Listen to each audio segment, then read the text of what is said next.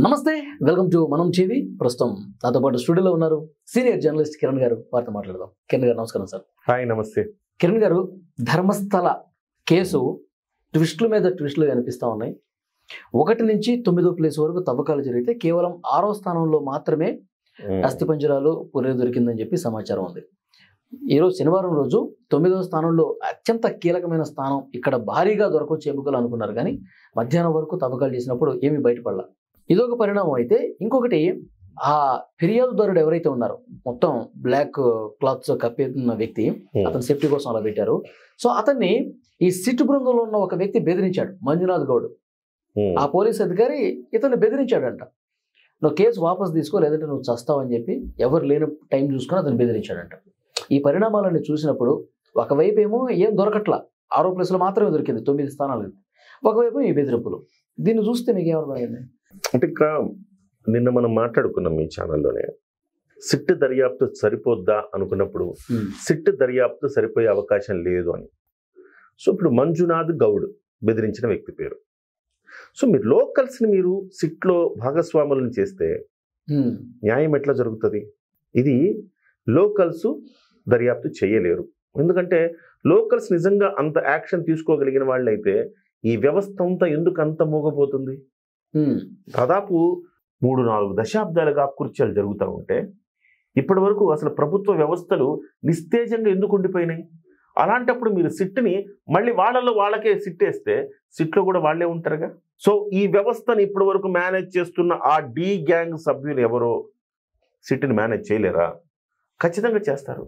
3వ తారీఖు జూలై నాడు ఫిర్యాదు చేస్తే ఆ ఫిర్యాదుదారుడు విజిల్ బ్లోయర్ ఇప్పటి వరకు ఈ మధ్య కాలం గత 3 రోజుల నుంచి తవ్వుతున్నారు. అంతేనే కదా, దాదాపు 25 రోజుల పైనే దాన్ని నాంచి నాంచి నాంచి నాంచి చివరికి తప్పదు అనుకొని తవ్వకాలు ప్రారంభించారు. సో ఈలోపు చాలా మంది అనుకున్నదే ఇవాళ జరిగిందేమో అనిపిస్తుంది. నేనేమంటానంటే 3వ తారీఖు అతను ఫిర్యాదు చేస్తే 10వ తారీఖు అట్లా కనీసం ఒక వారంలో మీరు పని మొదలు పెట్టుంటే మీరు ఇవాళ ఏమీ దొరకలేదన్నా కానీ జనం నమ్మేవారు. ఇవాళ జనం నమ్మట్లా. ఎందుకంటే ఏదో జరుగుంటుంది, వీళ్ళు సాక్ష్యాలను తారుమారు చేసి ఉండొచ్చు కదా, ఇలాంటి అనుమానాలు వ్యక్తం చేస్తున్నారు. ఓకే, సో 6th ప్లేస్లో దొరికింది కదా, అసలు ఏమీ లేదంటే సరే 6th ప్లేస్లో దొరికింది, కానీ మిగతా 8 ప్లేసుల్లో దొరకల. ఒకే ఒక్క ప్లేస్లో దొరికింది. 9 తవ్వితే ఇంకా 5 ఉన్నాయి. 5 ప్లేసుల్లో కూడా తవ్వాలి. కానీ ఇంకొక అంశం కూడా ఇక్కడ నేను గత వీడియోలో కూడా చెప్పింది ఏంటంటే, ఆ వ్యక్తి ఎవరైతే ఉన్నారో అతను పలానా చోట అని చెబుతున్నాడు, కానీ ఈ 10 ఏళ్లలో ఎన్నో రూపురేఖలు మారుంటాయి. ఈ రూపురేఖలు మారిన తర్వాత అతను కూడా గుర్తుపట్టడం, అతను కూడా పర్ఫెక్ట్గా ఈ ప్లేసు అని చెప్పడం అనేది కొంచెం కష్టమే అవుద్దని కూడా నాకు అనిపిస్తుంది. సో కాబట్టి పోలీసులు నాకు తెలిసి దీని మీద సిబిఐ ఎంక్వైరీ చేస్తే తప్ప పారదర్శకంగా జరగదేమో అనిపిస్తోంది. ఇవాళ సిచ్యువేషన్ ఎట్లా ఉందంటే, అధికార ప్రతిపక్షాలు ఒకళ్ళకొకళ్ళు ఈ విషయంలో కొమ్ము కాస్తా వస్తున్నాయి. పోనీ ఇక్కడ బీజేపీ ప్రభుత్వం ఉంది కదా కేంద్రంలో, బీజేపీ దీని మీద మనం గట్టిగా యాగీ చేస్తుందా? చేయట్లా. ఎందుకంటే కాంగ్రెస్ ప్రభుత్వం ఉంది, కాంగ్రెస్ ప్రభుత్వం చర్యలు తీసుకోలేదని గట్టిగా చేయొచ్చు కదా, చేయట్లా వాళ్ళు. పోనీ కాంగ్రెస్ ప్రభుత్వం ఇది ఎప్పటి నుంచి బీజేపీ ఉన్న కాలం నుంచి జరుగుతోంది, ఇక్కడ ఫలానా బీజేపీ ఎంపీ ఎవరైతే ఉన్నారో వీరేంద్ర హెగ్డే, ఆయన మీద ఆరోపణలు వస్తున్నాయి కాబట్టి ఇది బీజేపీకి సంబంధం ఉందని గట్టిగా వాళ్ళన్నా ఆందోళన చేయొచ్చుగా. ఏం పార్టీల మీద ఆరోపణలు చేసుకున్న చివరికి ప్రజలకు మంచి జరుగుతుందనే ఉద్దేశంతోనే మాట్లాడుతున్నాను. కానీ అందరూ తేలుకుట్టిన దొంగల్లా ఎవరి పార్టీకి వాళ్ళు ఉండి అసలు ఇది విషయమే కాదన్నట్టుగా వ్యవహరిస్తూ ఉండడం అనేది చాలా ఆశ్చర్యం కలిగిస్తున్న అంశం. సో ఒక పార్షన్లో చూస్తే మనకేమనిపిస్తుందంటే, ఇంకా డి గ్యాంగ్ వీళ్ళనంతా కూడా మ్యానిపులేట్ చేస్తోంది. ఒకప్పుడు మీడియాని మ్యానిపులేట్ చేయడానికి ట్రై చేసింది, గ్యాగ్ ఆర్డర్లు తెచ్చుకున్నారు, గ్యాగ్ ఆర్డర్లు తెచ్చుకొని ఆపారు. కానీ ఇది కన్నడ నాట దాటి బయటకు వచ్చిన తర్వాత వాళ్ళు ఏం చేయలేకపోతున్నారు. ఇప్పుడు ప్రతి మీడియాలో మనం టీవీ వేస్తుంది, ఇంకో టీవీ వేస్తుంది, ఇంకోటి ప్రతి టీవీలో దీని మీద విస్తృతంగా చర్చ జరుగుతోంది. వాస్తవాలు ప్రజలకు చూపించాలని మీడియా వాళ్ళు తాపత్రయపడుతున్నారు. ఈ అంశాలు మన మీడియా వాళ్ళని అభినందించాలి. ఎందుకు అంటే ప్రాణాలకు తెగించి, సరే ఇప్పుడంటే తెలుగు మీడియా వచ్చేసింది, ఆ రోజుల్లో కూడా ప్రాణాలకు తెగించి కన్నడ మీడియా చాలా గట్టిగా నిలబడింది. మీడియాని చాలా సందర్భాల్లో తిట్టుకుంటా ఉంటారు చాలా మంది, కానీ మీడియా ఇలాంటప్పుడు మీడియా అనేది లేకపోతే వాస్తవాలు బయటకు వచ్చే ధర్మస్థల విషయంలో కూడా సార్ పెద్ద పెద్ద ఛానల్స్ ఎక్కడ కూడా అసలు వార్తలు పెద్ద పెద్ద ఛానల్స్ అన్నిటిని మేనేజ్ చేశారు. యూట్యూబ్ ఛానళ్ళు, ఎస్పెషల్ యూట్యూబ్ ఛానళ్ళు, చిన్న చిన్న వెబ్సైట్ సంస్థలు ఇలాంటివన్నీ కూడా ధైర్యం చేసి కొట్టాయి. అవును. సో వాళ్ళ గట్స్ కి మనం హ్యాట్స్ ఆఫ్ చెప్పాల్సింది. ఇవాళ స్టిల్ మనం టీవీ దాకా కూడా దీన్ని ఇంత విస్తృతమైన కవరేజ్ మీరు అందరూ కూడా ఇవ్వటం వల్ల ఇవాళ వాళ్ళకి తప్పనిసరి పరిస్థితి వచ్చి సిట్ వేశారు. కానీ సిట్ లో కూడా స్థానికంగా అధికారులు ఉంటే ఏం ప్రయోజనం రాదు. కాబట్టి దీని మీద నేనేమంటానంటే సిబిఐ ఎంక్వైరీ వెయ్యాల్సిందే. ఈ పార్టీలకు అతీతంగా, కులాలకు అతీతంగా, మతాలకు అతీతంగా దీని మీద ఎంక్వైరీ జరగాలి. ఓకే సార్, ఇంకొకటి 95 నుంచి 2014 వరకు చాలా మంది మిస్సింగ్ కేసులు అక్కడ నమోదయ్యాయి సార్. ధర్మస్థలకు వచ్చి కనపడకుండా పోయారని చెప్పి సుజాత భట్ లాంటి వాళ్ళు చాలా సందర్భాల్లో వెళ్తే మెడబెట్టి బయటకు గెంటేశారంట. కానీ అసలు అన్ని మిస్సింగ్ కేసులు అయితే కనీస జవాబుదారీతనం లేకుండా అక్కడ పరిస్థితి ఎందుకు ఉండిపోయింది? ఇంకొక ప్రాబ్లం కూడా ఉంది ఇక్కడ. వాళ్ళు ఇవాళ ఇంత పెద్ద ఆరోపణలు వచ్చినాయి, మీడియా ఇంత గట్స్ తోటి కొడతా ఉంది, కానీ ఒక సుజాత భట్ మాత్రమే ఎందుకు వచ్చింది? మిగతా వాళ్ళు వచ్చి వాళ్ళు కూడా హెసిటేషన్ చేయాలి కదా. ఇంతమంది మిస్ అయినప్పుడు ఎందుకు రావట్లేదు వాళ్ళంతా? ఇదొక $1 మిలియన్ క్వశ్చన్. వాళ్ళను కూడా మభ్యపెట్టి డబ్బులు ఇచ్చి నోరు మూయించారా? వాళ్ళు కూడా మీడియా ముందుకు రాకుండా చేశారా? సుజాత భట్ మాత్రమే ఎందుకు వస్తుంది? 22 ఏళ్ళైంది ఆమె బిడ్డ చనిపోయి, ఆమె బిడ్డ దొరకకుండా పోయి. ఇవాళకి ఆమెకు న్యాయం జరగలేదు. ఒక సిబిఐ ఆఫీసులో పనిచేసే ఆవిడకి న్యాయం జరగకపోతే సాధారణమైన వ్యక్తుల పరిస్థితి ఏమిటి అక్కడ?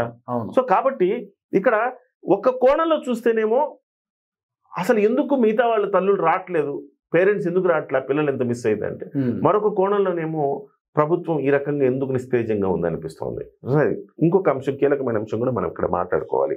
మరోవైపు ఈ పాలక మండలి సభ్యులు చెప్పే కారణం చాలా విచిత్రంగా అనిపిస్తుంది. మళ్ళీ ఇది చాలా పవిత్రమైన స్థలము, ఇక్కడికి జీవితం మీద విరక్తి కలిగిన వాళ్ళందరూ ఇక్కడికి వస్తూ ఉంటారు, వాళ్ళు ఇక్కడ మరణిస్తే వాళ్ళకి స్వర్గ ప్రాప్తి జరుగుతుంది అని భావిస్తారు అని చెప్పేసి చెప్పడం ఏదైతే ఉందో చాలా అసలుకి మనం అంగీకరించలేని ఒక కారణంగా మనం చూడొచ్చు. అంటే వీళ్ళు దీంట్లో కలిపేస్తున్నారంటారా ఈ లిస్ట్ లో? అది కదా నాకు ఇప్పుడు అర్థం కాని విషయం ఏంటంటే, మనకెప్పుడు తెలియదు, చాలా మంది హిందువులకు తెలియదు కదా. అక్కడ ఇప్పటి వరకు అందరం అనుకుంటే ధర్మస్థలికి నేను కూడా వెళ్ళాను, ధర్మస్థలికి వెళ్ళాము, పవిత్ర పుణ్యక్షేత్రం, మనం దండం పెట్టుకున్నాం, వచ్చాము, అంతా బాగుంది. 800 ఏళ్ల చరిత్ర కలిగిన అది. నేను వెళ్ళొచ్చాను. 800 చూసారా? చూశాను. 800 సంవత్సరాల చరిత్ర కలిగిన టెంపుల్ అది, అత్యంత పవిత్రమైన టెంపుల్. అక్కడ ఎవరైనా ఆత్మహత్యలు చేసుకుంటే ఇది తప్పు అని చెప్పాల్సిన పాలక మండలి ఇది పవిత్రమైన స్థలం కాబట్టి ఇక్కడ ఆత్మహత్యలు చేసుకుంటే మంచిదని ఆత్మహత్యలు చేసుకుంటారని చెప్తారు. ఎంత సిగ్గుపోయే కారణం. సహజ మరణం అక్కడికి వెళ్ళి జరుగుంటే 2001 నుంచి 2011 మధ్య కాలంలో 459 అసహజ మరణాలు జరిగినాయి అక్కడ. మరి అసహజ నాగరిక ట్రస్ట్ ఆర్టీని అడిగితే చెప్పారు, ఆర్టీని అడిగితే చెప్పారట. మరి ఇన్ని అసహజ మరణాలు ఎట్లా జరుగుతాయి ఒక ప్లేస్ లో? సో దీని అంటే న్యాయం జరిగింది అని చెప్పడం కంటే కూడా న్యాయం జరుగుతుంది అంటే న్యాయం జరపటం, ఒక బాధితుడికి న్యాయం చేయటం కంటే ఆ బాధితుడికి న్యాయం జరిగింది అని ప్రపంచానికి తెలియడం కూడా చాలా అవసరం. న్యాయ స్మృతిలో అదొక బాధ్యత అని చెప్తున్నాను నేను. ఇవాళ మీరు ఎన్నైనా కప్పిపుచ్చొచ్చు, కానీ ప్రజలకు అనుమానాలు ఉన్నప్పుడు దాన్ని నివృత్తి చేయాలి. హిందూ ధార్మిక సంస్థలు కూడా చేయవలసిన పని ఏంటంటే ఇంకొకళ్ళు వచ్చి భయపడే పరిస్థితి కల్పించొద్దు. దేవాలయాలంటే పుణ్యస్థలాలు, అక్కడ ఇలాంటివి జరుగుతుంటే దాన్ని ప్రక్షాళన చేయడానికి అవసరమైతే స్వచ్ఛందంగా ముందుకు రావాలి, డిమాండ్ చేయాలి. పవిత్రమైన పుణ్యక్షేత్రంలో ఇలాంటి పనులు జరుగుతున్నాయంటే ఆ పాపాత్ములు ఎవరో వెలికి తీయాల్సిన అవసరం ఉంది అంటున్నాను. సో చాలా మంది దీని మీద కావాలని దేవాలయం మీద అది పుణ్యక్షేత్రం కాబట్టి అభాండాలు నిందలు వేయడానికి ప్రయత్నం చేస్తున్నానంటే, అరే ఒక ఆరోపణ వచ్చినప్పుడు సత్యలత నిరూపించుకోవాల్సిన అవసరం ఉందా లేదా? ఆ ప్రభుత్వం మీద ఆ బాధ్యత ఉందా లేదా? పాలక మండలి మీద ఆ బాధ్యత ఉందా లేదా? అసలు పాలక మండలి ఇప్పుడు దాకా మళ్ళీ ఎందుకు రద్దు చేయాలి కదా? రద్దు చేస్తే కదా నీ మీద ఆరోపణలు వచ్చినాయి. మళ్ళీ నిన్ను ఒక పవర్ఫుల్ పొజిషన్లో ఉన్నావు, నీ మీద ఆరోపణలు వచ్చినాయి, నిన్ను అదే పొజిషన్లో ఉంచి నేను విచారణ జరిపితే నువ్వు నన్ను ప్రభావితం చేస్తాను. ఏం చేయాలి? వెంటనే నిన్ను అక్కడి నుంచి తొలగించాలి, సస్పెండ్ చేయాలి.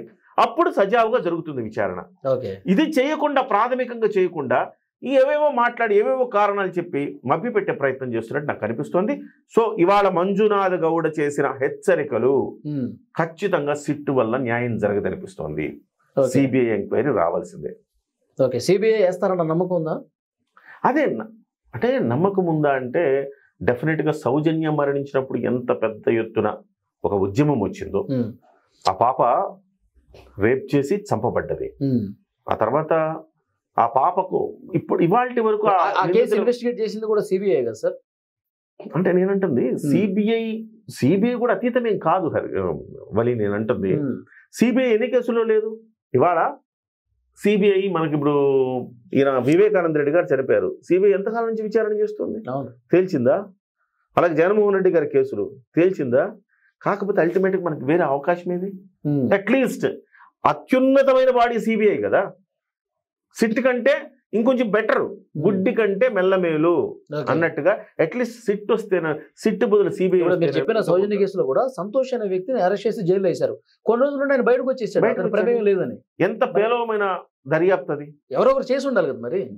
డెఫినెట్గా అదే నేను అంటున్నా. అంటే మనకు అంతకు మించి, మనకి సిబిఐ కంటే మించి ఒక అత్యున్నతమైన బాడీ లేదు కాబట్టి సిబిఐ అంటున్నాం. సిబిఐలో మనం చేయాల్సింది ఏంటంటే దీని మీద ఒక సిబిఐ ఎంక్వైరీ వేస్తూ దీనికి సంబంధించి పర్యవేక్షణ కోసం దీనికి అన్ని పార్టీల నుంచి ఒక ఉపసంఘాన్ని వేసి, ఆ ఉపసంఘం నేతృత్వంలో ఇదంతా కూడా నిజాలు నిగ్గు తేల్చే పని చేపట్టాలి. ఇది పార్టీలకు అతీతంగా జరగాల్సిన పని. పాలక మండలి సభ్యులు ఎవరైతే ఉన్నారో వాళ్ళు బీజేపీకి దగ్గరగా ఉన్నారంటున్నారు. సో ఎట్లా దర్యాప్తు ముందుకెళ్తుంది? కానీ ఎవరో ఒకరు రావాలి. హిట్ సినిమాలో నాని వచ్చి ఆ మర్డర్లని దర్యాప్తు చేసినట్టుగా ఎవరో ఒక హీరో రావాలి, ఎవరో ఒక హీరో వచ్చి వాస్తవాలు నిగ్గు తేల్చాల్సిన అవసరం ఉంది. అంతిమంగా బాధిత కుటుంబాలకి న్యాయం జరగాలి సార్, జరగాలని కోరుకుందాం. Thank you very much. Thank you.